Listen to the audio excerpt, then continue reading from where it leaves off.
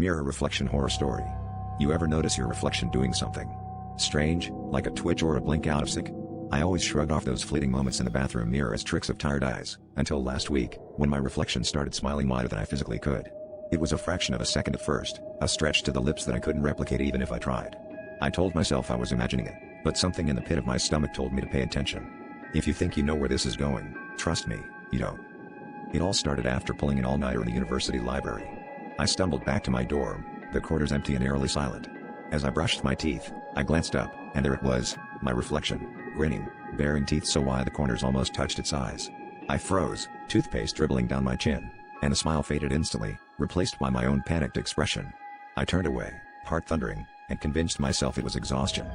But the next night, it happened again, and this time, the reflection didn't stop smiling, no matter how much I tried to force my own face into a scowl. That's when the boundaries began to blur. My reflection started moving on its own, mouthing words I couldn't hear, pressing its palms flat against the glass while mine hung limp at my sides. I stopped looking in mirrors, but screens reflected me anyway, the black of my laptop, the shine of my phone.